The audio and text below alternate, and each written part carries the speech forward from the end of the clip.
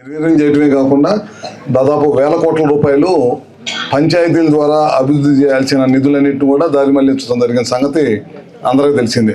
ఎందుకంటే చాలా పెద్ద ఎత్తున పంచాయతీ ప్రెసిడెంట్లు, చాలా మంది యువకులు అందరూ కూడా పోటీ చేసి మొన్న గెలిచారు.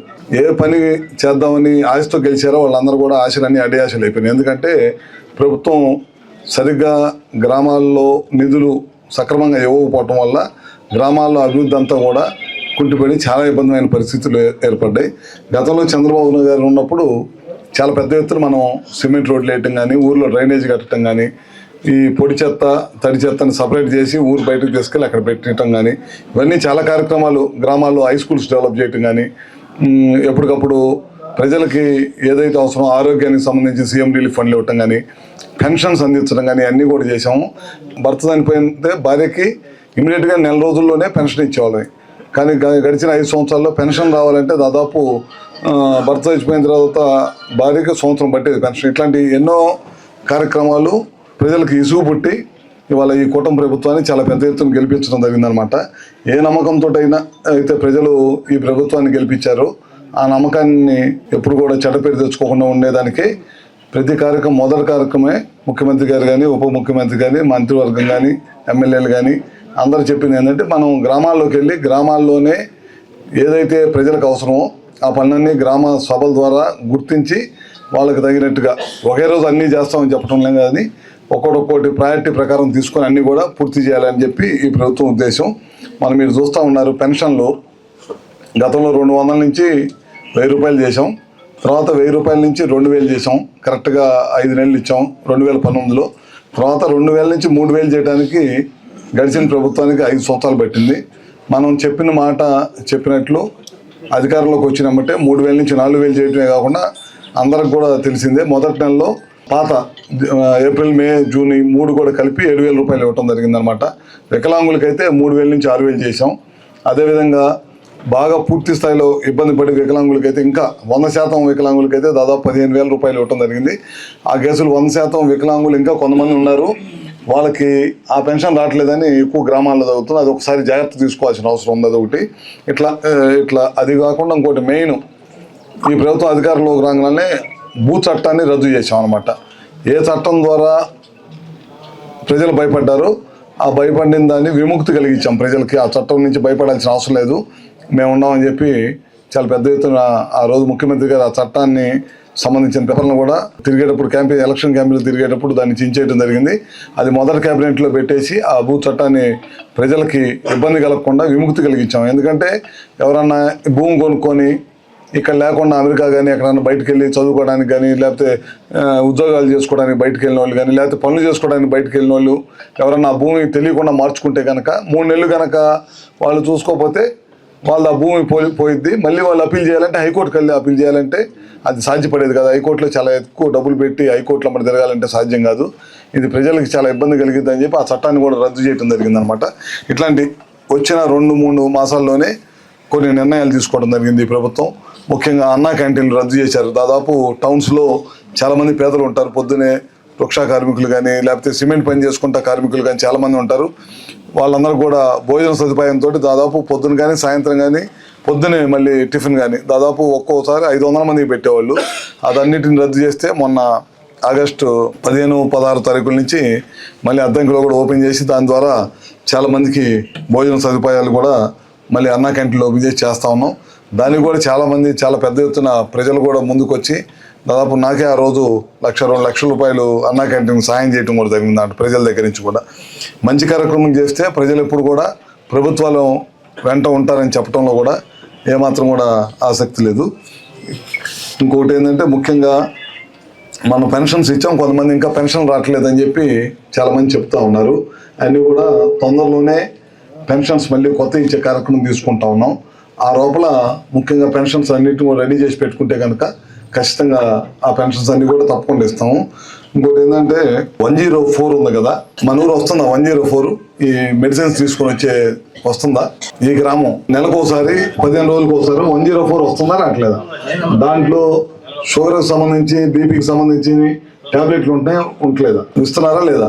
అదొకసారి చెక్ చేసుకోండి. ఎవరు హెల్త్ సంబంధించిన వాళ్ళు ఎవరు ఉన్నారా? అది ఏ రోజు వస్తుందనేది ప్రచారం ముందు రోజు చెప్పాలి గ్రామాల్లో.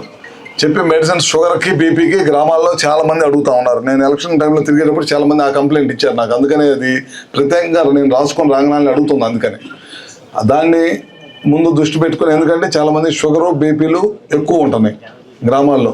ముందు మీరు అందరికి తెలియజేయాలి. ముందు రోజు మీకున్న స్టాఫ్ ద్వారా కానీ ఎవరి ద్వారా కానీ పంచాయతీ సెక్రటరీ కానీ ఎవరికి చెప్తారు చెప్పి అందరికి తెలియజేసి పొద్దునే కొద్దిగా ఇక్కడ ఒక సిస్టమ్ తయారు చేసుకొని అందరికి ఆరోగ్యకు సంబంధించింది అది అన్నీ చూపించి దానికి ట్యాబ్లెట్స్ ఏదైతే ప్రజలు అడుగుతున్నారో ఆ మెడిసిన్స్ అందుట్లో ఉండయా లేవనేది చూడాలి. ఒకవేళ వాళ్ళకి నచ్చని మెడిసిన్స్ ఏమైనా ఉంటే ప్రభుత్వం దృష్టికి తీసుకొస్తే అవి మార్పించి మళ్ళీ వాళ్ళకి నచ్చే విధంగా ఏదైతే ప్రజలు కోరుకుంటున్నారో ఇచ్చే విధంగా చేస్తాం తప్పకుండా. ఉపాధి హామీ ఒక పథకం. మనం ఉపాధి హామీ ద్వారా చాలా మందికి పనులు ఇస్తూ ఉంటాం. వీటి మీద ప్రత్యేకమైన దృష్టి పెట్టి పని కల్పించాలి అందరికీ.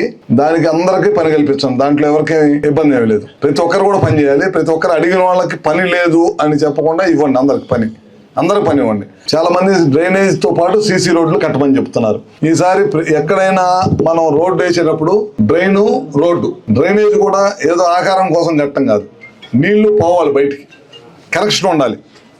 ఊరక డ్రైనేజ్ కట్టేసి మళ్ళీ ఆ ఇంట్లో ఊడ్చి మళ్ళీ తీసుకొచ్చి అక్కడేసి అవి కలిపేసి మళ్ళీ బురద అయిపోయి మళ్ళీ జ్వరాలు వచ్చేస్తున్నాయి. డ్రైనేజ్కి నీట్గా వెళ్ళిపోవాలి. వాటర్ కూడా ఎక్కడ కూడా ఆగకుండా బయటకు వెళ్ళిపోవాలి. దయచేసి ప్రజలు కూడా అందరూ ఒకటి గమనించాలి. మన ఇంట్లో కసువు ఊడి చేసి కరెక్ట్గా తీసుకెళ్ళి డ్రైనేజ్లో కలిపేస్తున్నాం. మట్టి ఆ నీళ్లు రెండు కలిసిపోయి ముద్దలాగా ఫామ్ అయిపోయి నీళ్లు కదలవు. అప్పుడే దోమలు వచ్చేస్తున్నాయి. దోమలు రావడం వల్ల విపరీతంగా జ్వరాలు వస్తున్నాయి. అది ఒకసారి చాలా జాగ్రత్త తీసుకోవాలి. ఇప్పుడు మన కాన్స్టిట్యున్సీలో 2-3 విలేజ్లో విపరీతమైన జ్వరాలు వచ్చినాయి.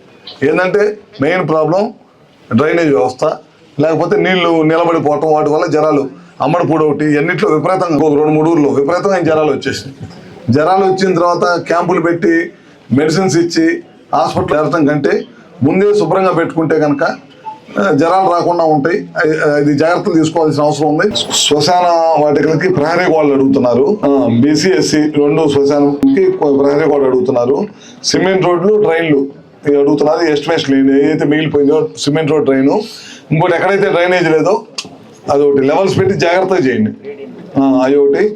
ముఖ్యంగా పొలాలకు వెళ్ళే రోడ్లు చాలా అడుగుతున్నారు. పొలాలకు వెళ్ళే రోడ్లు, లంబాడి డొంక రోడ్డు, శ్మశానం నుంచి ఎడ్లకొండ వరకు Gandibatu road, Kondayipalem major road, Nakkalavagu road, SC colony నుంచి మల్లయ్యకొండ వరకు మంచినీళ్ళు చెరువు 2 పక్కల పొలాలు. సరే, వీటిలో ఒకదాని తర్వాత ఒకటి ప్రయారిటీ కింద తీసుకొని మొత్తం చేద్దాం.